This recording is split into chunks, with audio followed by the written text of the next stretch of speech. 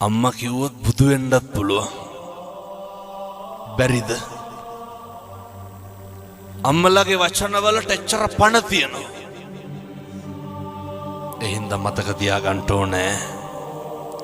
හරි ආදරෙන් අම්මයි තාත්තයි බලාගන්න. උණු වතුර ටික උණු කරලා නාවන්න.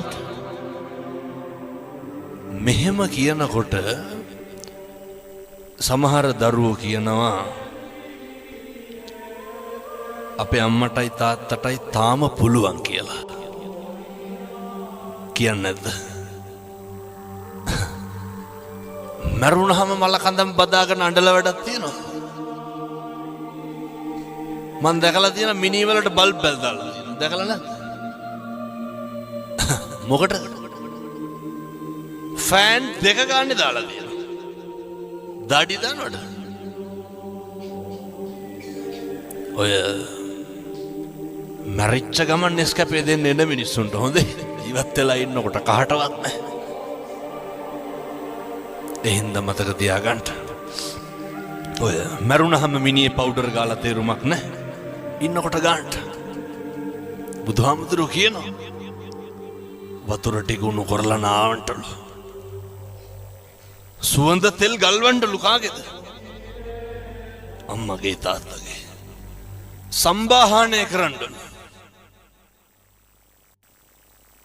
පැද්ද කුණු කරලා වඳින්නලු. තරුණයෝ දැකලා නැද්ද ඔය බයිසිකල් වලට වඳිනවා? ගණ්ඩ කලින් වඳිනවනේ. මොකටද ඉන්දියාවේ ජපානයේ යකඩවලට වඳින්නේ? නරකද අම්මටයි තාත්තටයි වැඳලා එළියට බැස්සනම්? ඒ ආශිර්වාදය හරි වටිනවා. ඒ හින්දා මතක තියාගන්න.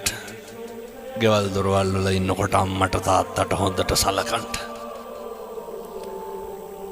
දරුවෝ කොහොම සැලකුවත් කමක් නැහැ. දරුවන්ට මෛත්‍රී කරන්න හොඳේ. ඇයි? ඒ මෛත්‍රී කරන එක ආනිසංසය කාටද? ඒක හරි තියනවනේ. නැත්තම් සලකන්නෙත් නැහැ. පිනකුත් නැහැ. හිත හදාගන්න. මේ විදිහට ජීවත් වෙන්න. මේ අම්මලාට තාත්තලාට මේ තරුණ මහත්තුරුන්ට පිං සිද්ධ වෙන්න. සෝවිසි අනන්ත බුදු ගුණේ බලයෙන් ශක්තිය ධෛර්යය ලැබේවා. සාදු සාදු සාදු. නිරන්තරයෙන්ම බුද්ධවත හොඳට කරන්න. දැන් මේ පන්සල තියෙනවනේ. අපේ හාමුදුරුවෝ නොහිටින්න මේවා කරන්න පුළුවන්ද?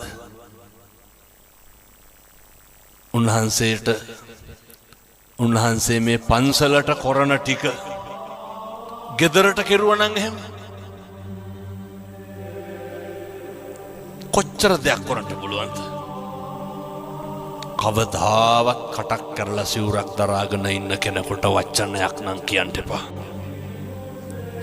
අපි දන්නවා මිනිස්සු ඔය වඳිනත් දෙකෙන්ම තමයි බෙල්ල මිරිකන්නේ. පන්සලේ ප්‍රශ්නයක් වුණාම නේ ලනුව නැති ගන්ටාරේ නැගලා ගහලා කියන්නේ වරෙල්ල ප්‍රශ්නයක් කියලා. ඒ හින්දා හාමුදුරුවෝ හොඳට බලා ගන්න. හොඳට පරිස්සම් කර ගන්න. මේ හැම එකක්ම කරන්නේ උන්වහන්සේලා හින්දා. ඒ වගේම මම මුලින් දේශනා කරේ බුදුහාමුදුරුවන්ගේ වත පිළිවෙත හොඳට කරන්න. දැන් ඔයත්තන්ට අත්දැකීම් තියෙනවනේ. අර පැරලිය ස්ටේෂන් එකේ රේල් පීලි දෙකට නැමුණනේ සුනාමි.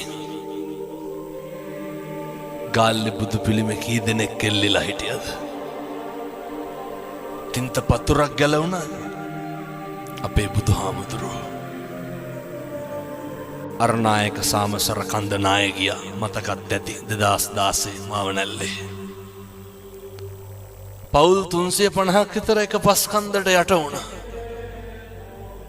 අර ගමේ මිනිස්සු වැඳපු බුදපු ඒ බුදු පිළිම හෙල්ලුණාද? නැහැ. අපේ බුදුහාමුදුරුවෝ. එනිසා මතක තියාගන්න ඒ බුද්ධවත හරියට කරන්න. අපි වෙනුවෙන් අප්‍රමාණ කැපකිරීම කරපු උත්තමයෙක්. උදේ හවා ගෙදර බුදුන් වඳින්න අම්මේ තාත්තේ. හරියනවා. කිරි ඉතුරුව වගේ වරදින්නේ නැහැ. දරුවෙක්වත් නොමග යන්නේ නැහැ. මම මගේ හදවතින් ප්‍රාර්ථනා කරනවා මේ අම්මලාට තාත්තලාට මේ කියපු විදිහට ජීවත් වෙන්න අවශ්‍ය ශක්තිය ලැබේවා. සාදු සාදු සාදු. ධර්මදේශනාමේ පින්කම සංවිධානය කරේ සීලවතී මෑණියන්ට පින් සිද්ධ වෙන්න හිරාන් මහත්මයා ඇතුළු දූ දරුවෝ ඒ චාමිනී නිලන්ති මහත්මිය අනුරාධා ආසිංසන දුමිදු කල්හාර සමන්මලී ලේලිය එයත්තන්ට පින් සිද්ධ වේවා. ඔයත්තු නමින් මිය පරලෝ ගියපු කෙනෙක් ඇත්නම් ඒ සියලු දෙනා සිහිපත් කරගන්න. එයත්තන්ගේ ආත්ම භාවයන් සුඛී සුවපත් භාවයට පත් වේවා. සියලු දෙවියන්ට මේ පින් අනුමෝදන් වේවා. දෙවියෝ ඔබව ආරක්ෂා කරත්වා. මේ ධර්මදේශනාමේ පින්කම මේ තරුණ මහත්තුරුවේ පවුලේ උදවිය හරියෝ නැකමින් සංවිධානය කරේ. මං හිතන්නේ 20-30 ගමනක්වත් කෝල් ගන්නට ඇදිනේ. හරියෝ නැකමින් හරි හැඟීමෙන් එහින්දා ඔය ඇත්තන්ට අනේක වාරයක් පින් සිද්ධ වෙනවා මේ මිනිස්සු අහපු බණ පදයක් ගානේ. ඒ ධර්ම දානමේ පින්කම මහ පුදුම විදිහට කරගත්තා. ඒ පින්නතුන්ට හිරාන් මහත්මයා ඇතුළු පවුලේ උදවියට නිදුක් නිරෝගී සම්පන්නිය ලැබේවා. බණ අහන්න ආපු මේ අම්මලා තාත්තලා සියලු දෙනාටම කවදාවත් ලෙඩක් දුකක් කරදරයක් නම් වෙන්න හැදෙන්න එපා. සාදු සාදු සාදු.